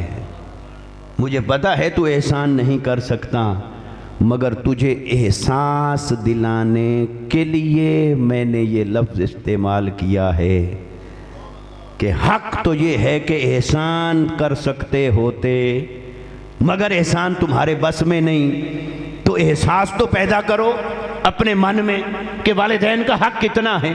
فرمایا بس جب اتنا احساس تیرے دل میں پیدا ہو گیا کہ والدین کا حق کتنا ہے کہ احسان کیا جائے، تو کرو احسان۔ جتنی راتیں وہ جاگے اس سے زیادہ راتیں جاگ کے دکھاؤ، جتنی تکلیفیں انہوں نے اٹھائیں اس سے زیادہ تکلیفیں اٹھا کر دکھاؤ، جتنی مشقتیں انہوں نے اٹھائیں اتنی مشقتیں اس سے زیادہ اٹھا کر دکھاؤ۔ تو جب بندہ بے بس ہو گیا، رب کے سامنے کھڑا ہو گیا، باری تعالیٰ یہ میرے بس میں نہیں، اپنے حکم کو میرے اوپر تخفیف فرما، نرم فرما، تو اللہ نے فرمایا بس احساس پیدا ہو گیا تیرے اندر، اب اس طرح کر، اب ہاتھ اٹھا کے میری بارگاہ میں التجا کر، باری تعالیٰ جو مجھ سے ہو سکتا تھا وہ میں نے کر لیا، جو مجھ سے ہو سکتا تھا، بولیے، جو مجھ سے ہو سکتا تھا وہ میں نے کر لیا۔ اب ان کا حق تو ادا نہیں ہوا، تو ان کا حق کہاں سے ادا ہو؟ تو اللہ نے فرمایا وَقُرْ رَبِّ ارْحَمْهُمَا كَمَا رَبَّيَانِي صَغِيرًا، اب ہاتھ اٹھا کے میری بارگاہ میں التجا کر، میں ہی اپنی رحمت کے خزانے سے ان کا حق ادا کروں تو ہو سکتا ہے، ورنہ ان کا حق ادا نہیں ہو سکتا ہے۔ تو میری بارگاہ میں ہاتھ اٹھا کے دعا کرو، اے میرے رب میرے والدین پر رحم فرما، میرے والدین پر رحم فرما، کما ربیانی صغیرا، باری تعالیٰ ان پر ایسا رحم کر جیسے یہ بچپن میں میرے رب بنے رہے تھے۔ اب رب بمانا خدا تو نہیں، رب بمانا ربوبیت ہے، ان کے حسب حال، مگر اس معنی کی گہرائی تک آپ کو پہنچانے کے لیے میں نے یوں ترجمہ کیا کہ باری تعالیٰ ان پر رحم فرما ایسے جیسے وہ بچپن میں میری ربوبیت کرتے رہے، میرے گویا رب ہی بنے رہے۔ کیسے ہیں تو گویا نہ ماں کے روپ میں کوئی انسان نہیں کائنات میں، باپ کے روپ میں کوئی اور دوسرا نہیں کائنات میں۔ اب دوستان محترم، اس سے اگلی بات، اب اللہ تعالیٰ نے اس احسان کی کچھ تفصیل بتائی۔ جب حکم دیا نا کہ احسان کرو، اب احسان تو اپنے اندر بہت بڑی ڈیپتھ رکھتا تھا، بہت معنی تھا اس کے اندر، تو اللہ نے فرمایا چلو موٹی موٹی باتیں تو کر لو، چلو سارا نہیں کر سکتے احسان پر عمل، موٹی موٹی باتیں تو کرو۔ تو باری تعالیٰ وہ موٹی موٹی باتیں کیا ہیں؟ فرمایا دیکھو پہلی بات یہ، اما یبلغن عندک الکبر احدہما او کلاہما فلا تقل لہما اف ولا تنہرہما وقل لہما قولا کریما۔ فرمایا پہلی بات یہ ہے، اگر وہ بڑھاپے کی عمر کو پہنچ جائیں، ارے جوانی اور ہے، بڑھاپا اور ہے، بڑھاپے کے اندر اعصاب کمزور ہو جاتے ہیں، باتیں برداشت نہیں ہوتی، دل بڑا نرم پڑ جاتا ہے، چھوٹی چھوٹی بات پہ آنکھوں سے آنسو رواں ہوتے ہیں، بڑھاپا بڑی اور چیز ہے دوستو۔ اس لیے اللہ نے فرمایا چلو جوانی میں تو انہوں نے تیری کڑوی باتیں بھی شاید سہ لیں، کسیلی باتیں بھی سہ لیں، مگر جب ان کو آ گیا بڑھاپا، اب ان کے بڑھاپے کا حیا کرنا، بڑھاپے میں وہ ان کا جسمانی طور پر نکاہت آ گئی، اعصابی طور پر کمزوری آ گئی، ان کا دل نرم ہو گیا، اور اب ایسا نہ کرنا، ان کا دل نہ دکھانا، ان کے سامنے سخت بات نہ کرنا۔ جب بڑھاپے کو پہنچ جائیں وہ دونوں، یا ایک بڑھاپے کی عمر کو پہنچ جائیں، فرمایا فلا تقل لہما اف، ان کے سامنے بولنا تو دور کی بات ہے، اف اف بھی نہ کرنا، زبان نہ کھلے۔ اب مجھے بتاؤ ہے کوئی دوسرا مصطفیٰ کے بعد جس کے ادب میں رب نے یہ فرمایا ہو کہ زبان بھی نہ کھلے؟ وہ تو مصطفیٰ کے بارے میں فرمایا لا ترفعوا اصواتکم فوق صوت النبی ولا تجہروا لہ بالقول کجہر بعضکم لبعض، پھر فرمایا ان الذین یغضون اصواتهم عند رسول اللہ اولئک الذین امتحن اللہ قلوبہم للتقوی۔ مصطفیٰ کے سامنے آواز نہ بلند کرو، یہ ادب مصطفیٰ تھا۔ ہے کوئی دوسرا کائنات میں مصطفیٰ کے بعد جس کے ادب میں رب نے یہ حکم منصوص فرمایا ہو کہ آواز نہ آئے، آواز بلند نہ کرو؟ فرمایا خبردار والدین کے سامنے اف اف بھی نہ کرو۔ حضرت عبداللہ بن عباس سے کسی نے پوچھا اف کیا ہے؟ انہوں نے فرمایا کہ اپنی تکلیف والدین کو بتانا یہ بھی اف ہے۔ اف سے کیوں روکا؟ تاکہ انہیں تکلیف نہ ہو، اور جب تم اپنی تکلیف انہیں بتاؤ گے تو انہیں تکلیف ہوگی۔ تو والدین کے ادب میں سے ایک ادب یہ ہے کہ اگر خود کو کوئی تکلیف پہنچے ان سے چھپا لو، کیونکہ ان سے اپنی تکلیف تو برداشت ہو جائے گی پر تمہاری تکلیف انہیں تڑپا دے گی۔ یہ بھی فرمایا ادب کے اندر ہے کہ اپنی تکلیفیں والدین کو نہ بتاؤ۔ تو اس لیے فرمایا اوف نہ کرو۔ یہ اللہ تعالیٰ نے اس احسان کی تفصیل میں تشریح میں آگے بتایا، فرمایا اوف نہ کرو انہیں، اور اوف نہ کرو اتنا کافی تھا۔ پھر اس کے بعد فرمایا وَلَا تَنْهَرْهُمَا، انہیں جھڑکنا نہیں۔ جھڑکنا، ہم میں سے کتنے لوگ ہیں جنہوں نے اس آیت پر پوری زندگی عمل کیا ہو؟ کتنے مواقع ایسے آئے ہوں گے والدین کو جھڑکا ہوگا؟ کیسا بد نصیب ہے وہ بیٹا یا بیٹی جو جوان ہو جائے اور اس کی جوانی سے بوڑھے ماں باپ ڈریں۔ جب بچہ چھوٹا ہوتا ہے تو ماں باپ نہیں نہ ڈرتے، تو بڑا ہو جائے تو پھر ڈریں، تو کتنی بدبختی کی علامت ہوگی وہ اولاد کہ جس اولاد سے ماں باپ ڈریں۔ ماں باپ کا حق کیا ہے؟ ایک صحابی میرے آقا کی بارگاہ میں عرض کی یا رسول اللہ صلی اللہ علیہ وسلم، میں نابالغ تھا تو والدین کے ماتحت، بالغ ہو گیا تو آزاد، شریعت کہتی ہے احکام کا الگ سے مکلف ہو گیا، اب میں بالغ، ملکیت الگ، اونرشپ کا رائٹ مل گیا، کاروبار جائیداد کا حق الگ ہو گیا، میں بالغ، میرا باغ ہے، میرے والد نے میرے باغ میں سے کچھ کھجوریں میرے سے پوچھے بغیر اٹھا کر کسی کو دے دیں، دوست کو دے دیں۔ حضور کی بارگاہ میں شکایت لے کے آ گیا.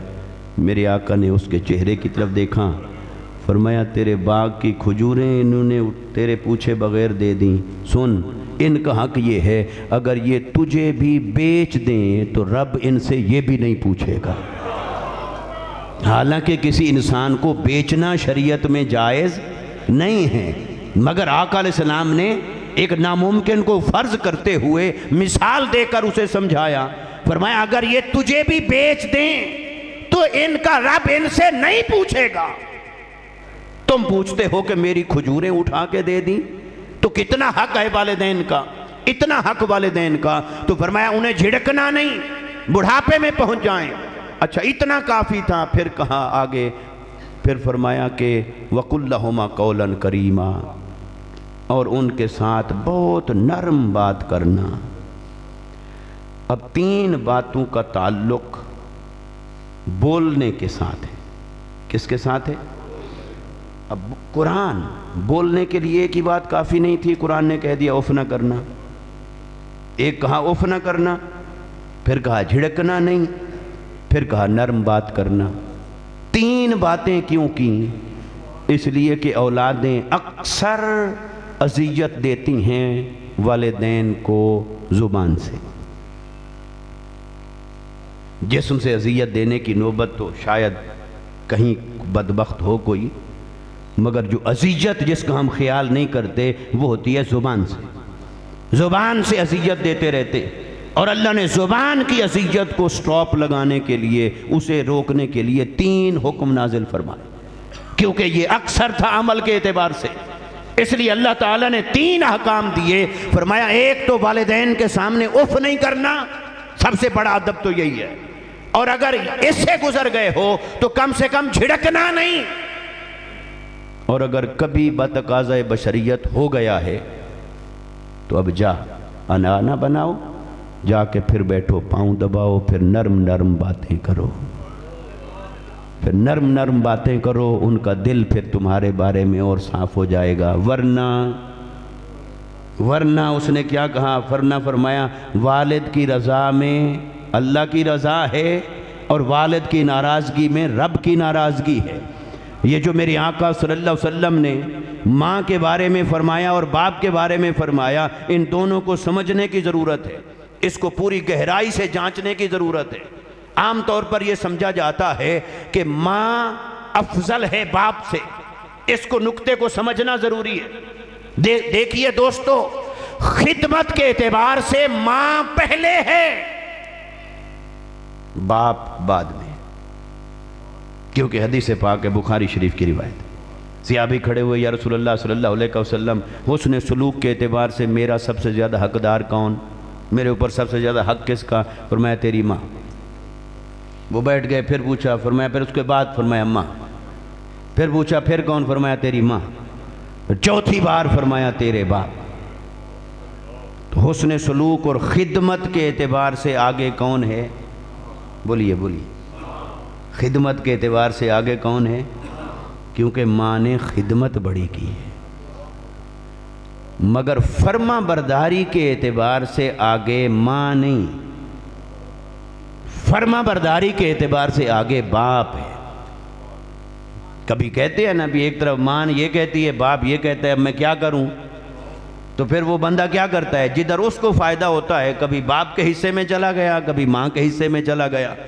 تو شریعت نے اس کو ایسے مبہم نہیں چھوڑ دیا، اس بات کو اسے ان ایڈریسڈ نہیں چھوڑ دیا ہے، اسے ایڈریس کیا ہے پوری طرح. وہ کیا ہے کہ جب خدمت کی باری آئے تو ماں کی خدمت کرو. ماں کی خدمت کا حق زیادہ. باپ وہ مرد ہے، وہ اتنا نرم و نازک نہیں، وہ آخری عمر تک اپنے کام خود کر لیتا ہے. تو ماں کا حق خدمت میں آگے رکھا، مگر فرما برداری میں باپ کو آگے رکھا. کیوں؟ اس لیے کہ باپ کو اللہ نے جو یہ فیملی یونٹ ہے اس کا ہیڈ بنایا، اس کا سربراہ بنایا. اور اس لیے اللہ تعالیٰ نے عورتوں کے اوپر مردوں کو سربراہ بنایا.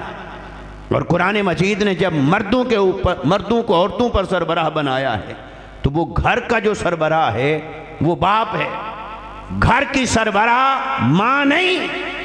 ماں کا ادب ہے، احترام ہے، خدمت ہے، ان کے سامنے خاموشی ہے، سب کچھ ہے، لیکن جب گھر اور فیملی میں فرما برداری کا کوئی سوال پیدا ہو جائے گا تو فرما برداری باپ کی ہوگی، ماں کی نہیں ہے، کیونکہ ماں کو بھی اسی کے فرما بردار بنایا گیا ہے، لہذا فرما برداری اس کی ہوگی، خدمت ماں کی ہوگی۔ اب آقا علیہ السلام دو حدیثیں میں پڑھ کے پھر بات کو کنکلوڈ کرتا ہوں، وہ یہ کہ آقا علیہ السلام نے ماں کے بارے میں کیا فرمایا؟ ماں کے بارے میں فرمایا الجنت تحت اقدام الامہات، فرمایا جنت ماں کے قدموں تلے، جنت ماں کے قدموں تلے ہے۔ کہاں جنت، کہاں ماں کے قدم؟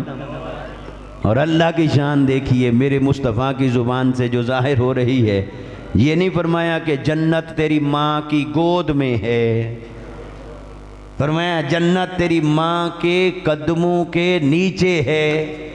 وہ جنت جو نعمتوں کا مقام، جو حسن الہی کا مظہر، جو اللہ تعالیٰ کی سجائی ہوئی شے، کتنی تعریفیں اللہ نے کی جنت کی قرآن کے اندر، تو جنت کا کتنا مقام ہے، جنت کی نعمتیں وہ لطیف ہیں، نورانی ہیں، تو اللہ تعالیٰ نے جنت کو جو درجہ عطا فرمایا ہے آپ اسے مد نظر رکھیں، اور فرمایا میرے مصطفیٰ نے کہ جنت ماں کے قدموں کے نیچے ہے۔ اور یہاں یہ نہیں فرمایا تحت اقدام الامہات الصالحات، یہ نہیں فرمایا جنت نیک ماؤں کے قدموں کے نیچے ہے۔ نیک کا لفظ نہیں لگایا صاحب، یہ نہیں فرمایا جنت نیک ماؤں کے قدموں کے نیچے، کیونکہ اللہ کو معلوم تھا کہ یہ صبح شام جب ماں کو دیکھے گا تو خود ہی فتویٰ بنا کے بیٹھا رہے گا یہ تو نیک ہی نہیں، تو ادب کیوں کروں، فرما برداری کیوں کروں؟ تو بتقاضۂ بشریت کمی بیشی تو ہر انسان میں ہو سکتی ہے۔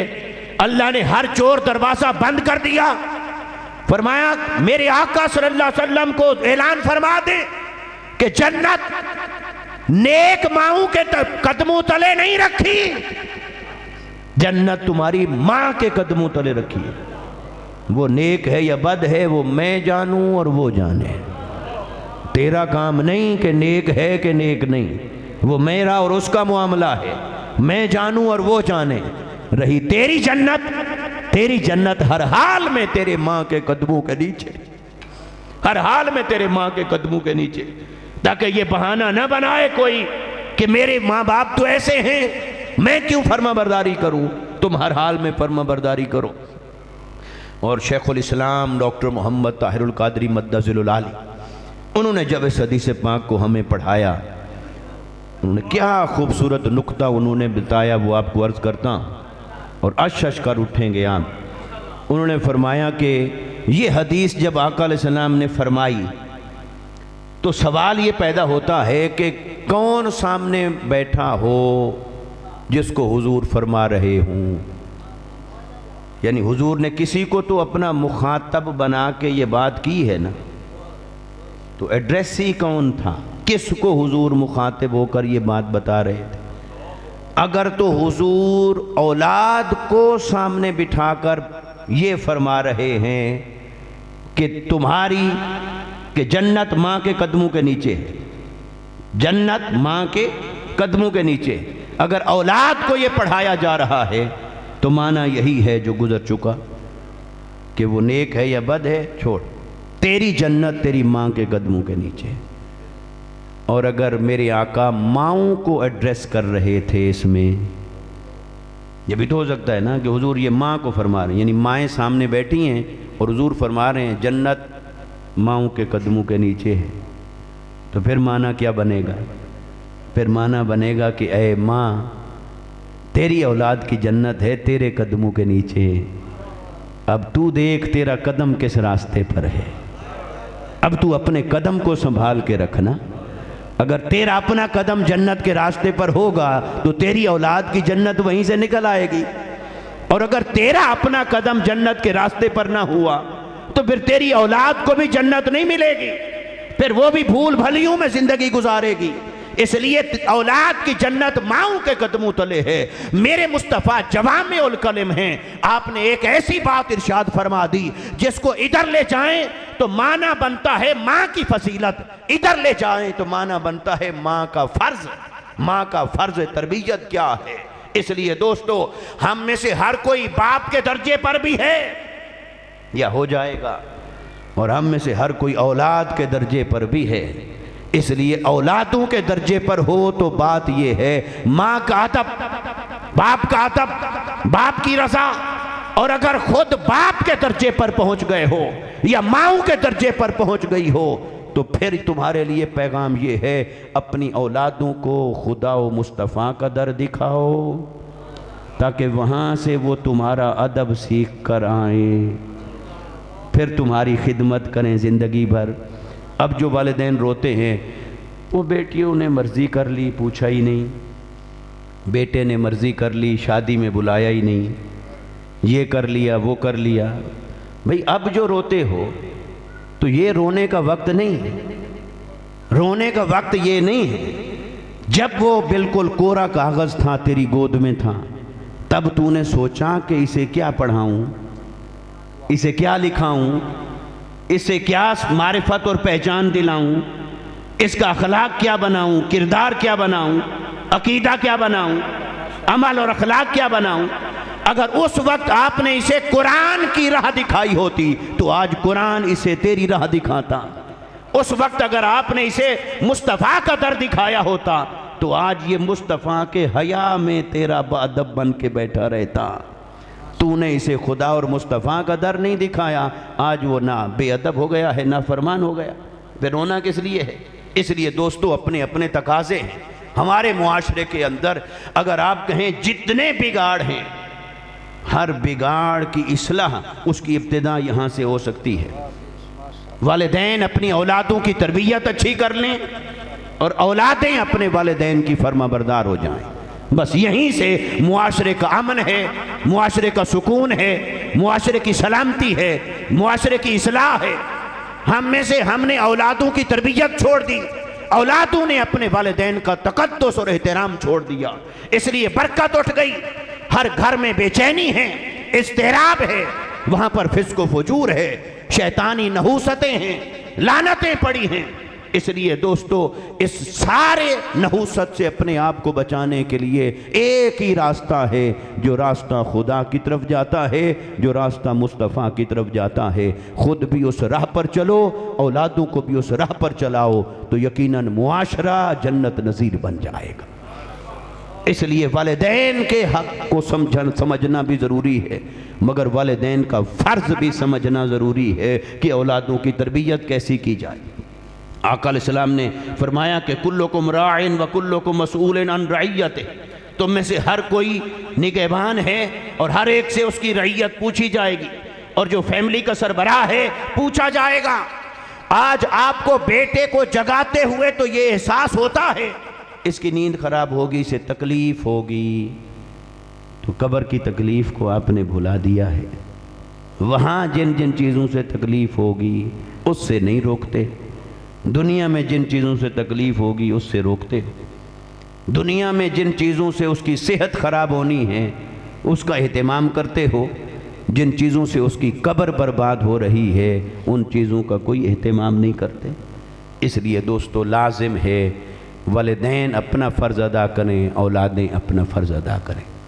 اور آخر میں اللہ تبارک و تعالیٰ کی بارگاہ میں دعا ہے کہ ہمارے ان کے والد حضرت حاجی ارشد جاوید صاحب اور وہ قمر جنت ماں کے قدموں کے نیچے، اگر اولاد کو یہ پڑھایا جا رہا ہے تو معنی یہی ہے جو گزر چکا کہ وہ نیک ہے یا بد ہے، چھوڑ، تیری جنت تیری ماں کے قدموں کے نیچے۔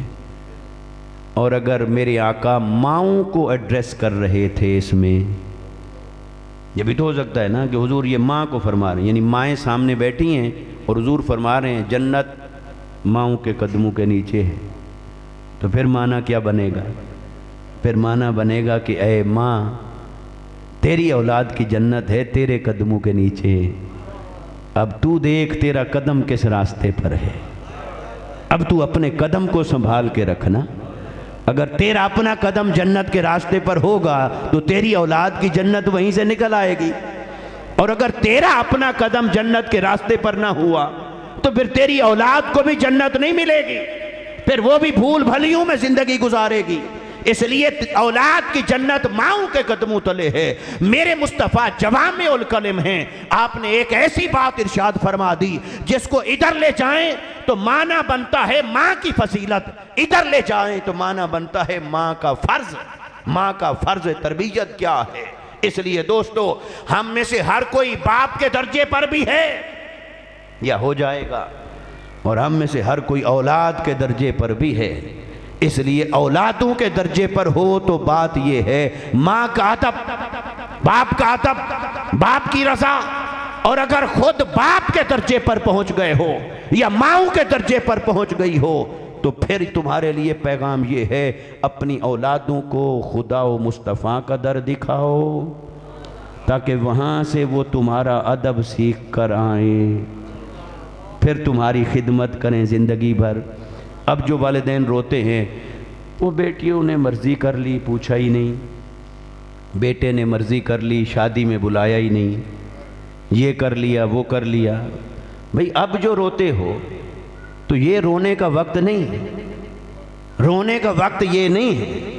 جب وہ بالکل کوڑا کاغذ تھا تیری گود میں تھا تب تو نے سوچا کہ اسے کیا پڑھاؤں، اسے کیا لکھاؤں، اسے کیا معرفت اور پہچان دلاؤں، اس کا اخلاق کیا بناؤں، کردار کیا بناؤں، عقیدہ کیا بناؤں، عمل اور اخلاق کیا بناؤں. اگر اس وقت آپ نے اسے قرآن کی راہ دکھائی ہوتی تو آج قرآن اسے تیری راہ دکھاتا. اس وقت اگر آپ نے اسے مصطفیٰ کا در دکھایا ہوتا تو آج یہ مصطفیٰ کے حیا میں تیرا باادب بن کے بیٹھا رہتا. تو نے اسے خدا اور مصطفیٰ کا در نہیں دکھایا، آج وہ نہ بے ادب ہو گیا ہے نہ فرمان ہو گیا. پھر رونا کس لیے ہے؟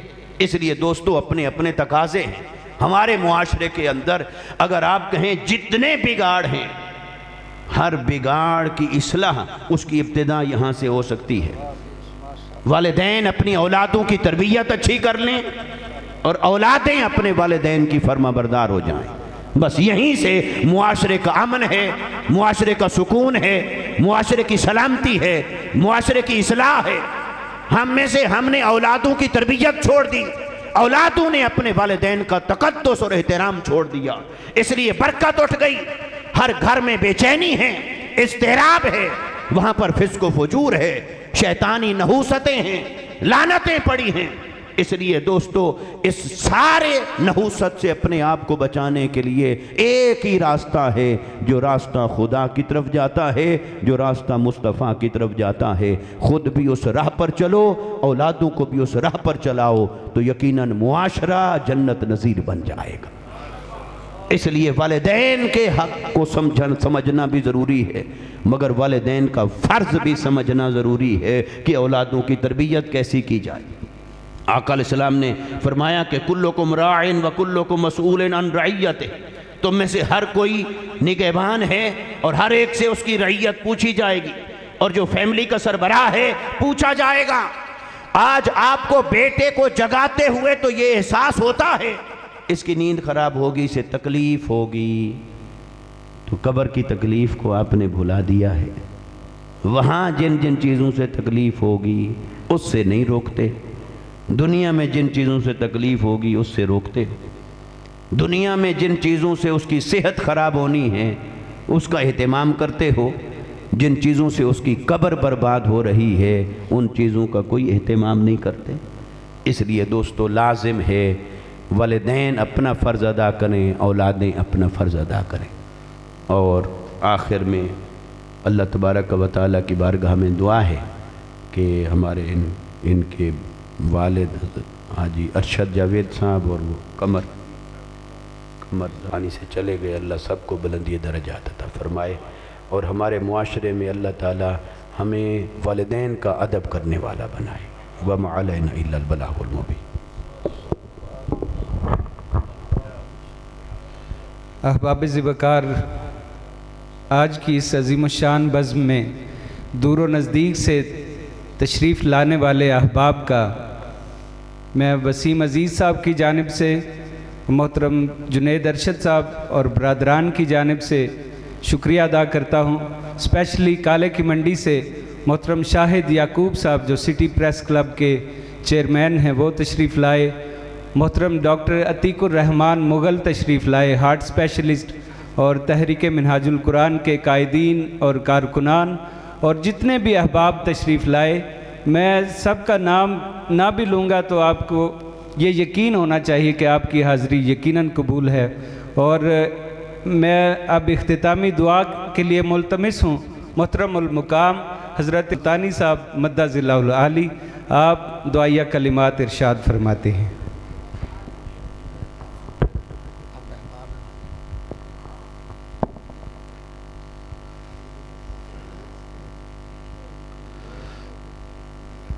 تمامی احباب ایک مرتبہ سورۃ الفاتحہ اور 3 مرتبہ سورہ اخلاص۔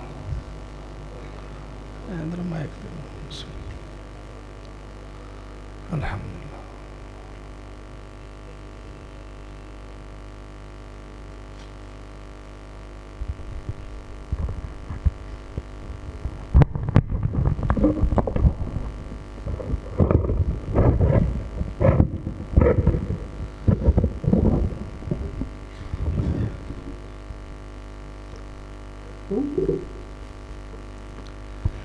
ماشاءاللہ جو بانیان ہیں اور ان کو میں بہت بہت مبارکباد پیش کرتا ہوں پروگرام کی کامیابی پہ۔ علامہ سعیدی صاحب نے بہت خوبصورت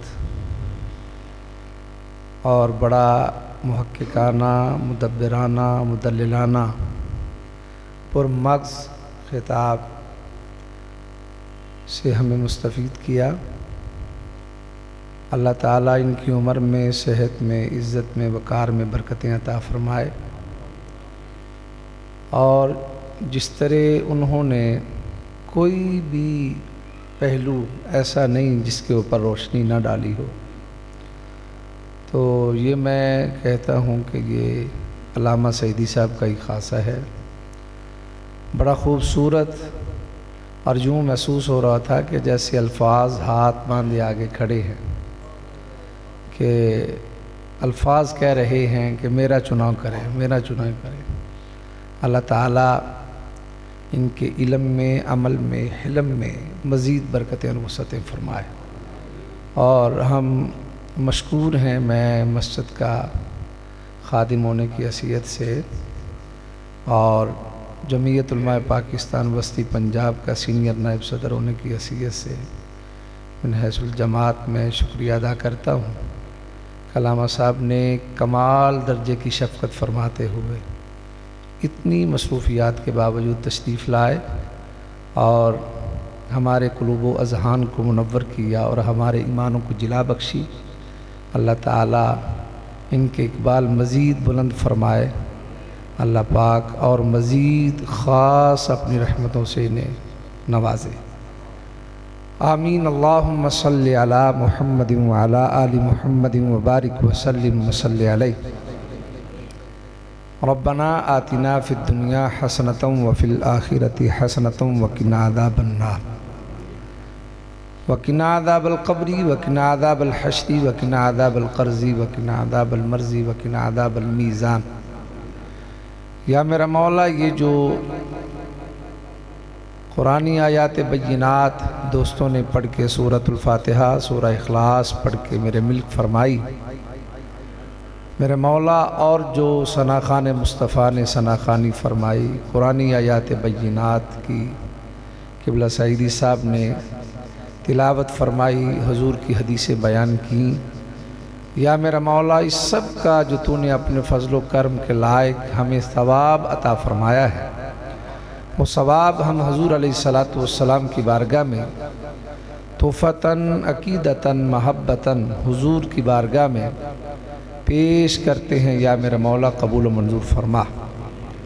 یا میرا مولا، اس کلام پاک کا ثواب، اس طعام کا ثواب جو اہل خانہ نے اہتمام جس کا کیا ہے، یا میرا مولا، اس سب کا ثواب حضور کے توسل و تصدق سے حضور کے والدین کریمین طیبین طاہرین، حضور کی تمام ازواج مطہرات، تمام صحابہ، تمام صحابیات، تمام تبع تابعین، حضور کی آل پاک، اولاد پاک، سیدہ طیبہ طاہرہ عابدہ زاہدہ راکعہ ساجدہ مزکیہ متقیہ صابرہ شاکرہ راکعہ ساجدہ حافظہ قاریہ عالمہ نیرہ منورہ صائمہ مخدومہ کائنات سیدۃ النساء حضرت سیدہ فاطمۃ الزہراء سلام اللہ علیہا ورضی اللہ تعالی عنہا، شہزادہ امام حسن شہزادہ امام حسین علیہم السلام ورضی اللہ تعالی عنہما۔ یا میرا مولا حضور کی چاروں صاحبزادیاں خلفائے راشدین کلہم، حضور کے تمام صحابہ، سب کے ارواح کو پیش کرتے ہیں، قبول و منظور فرما۔ یا میرا مولا اس کلام پاک کا ثواب، اس تعام کا ثواب، حضور کے توسل و تصدق سے ائمہ اہل بیت، ائمہ حدیث، ائمہ تفسیر، ائمہ فقہ، تمام کے ارواح کو پیش کرتے ہیں، قبول و منظور فرما۔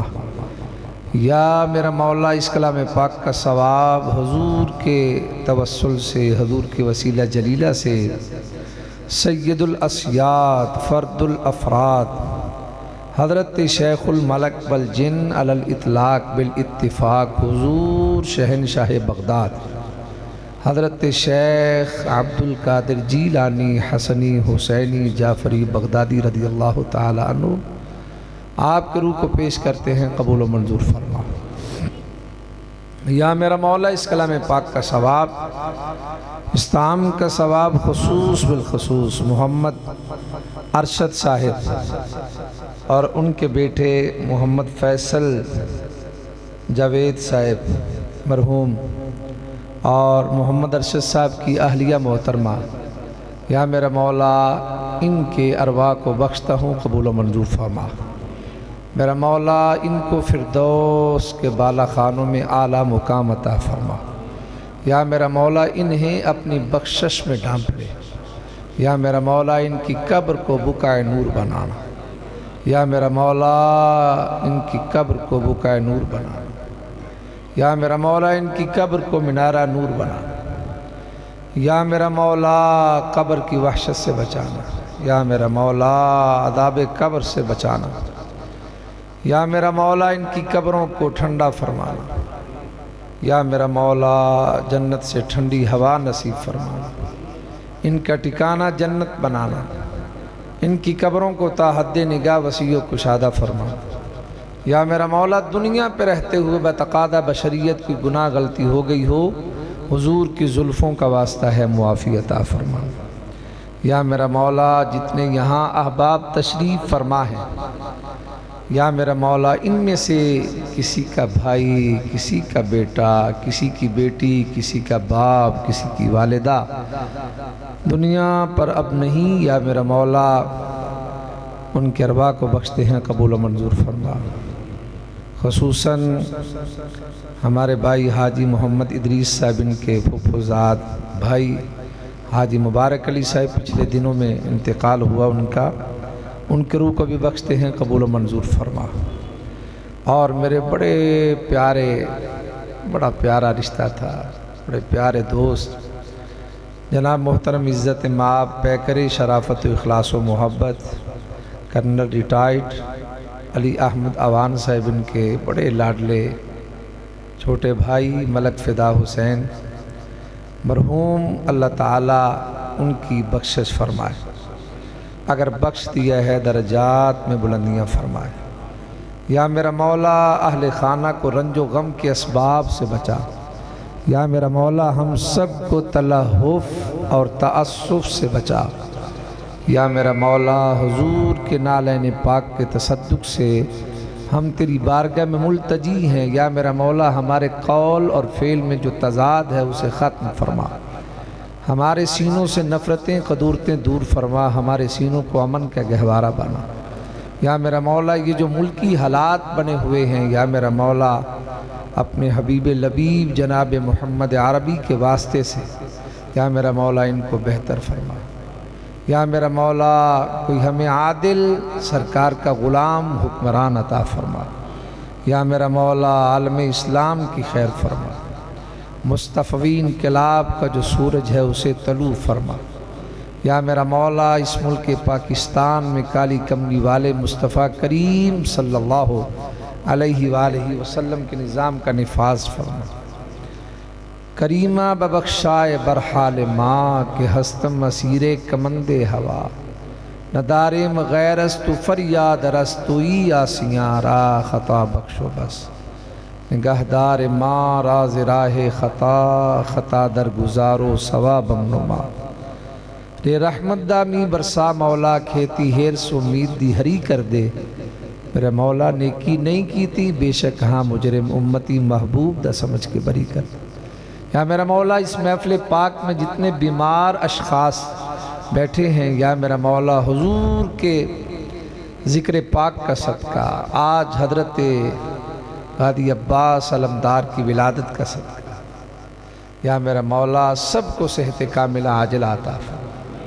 یا میرا مولا جو بے اولاد ہیں آج کے دن کی حرمت کا واسطہ ہے، یا میرا مولا جو بے اولاد ہیں انہیں اولاد صالحہ سے سرفراز فرما۔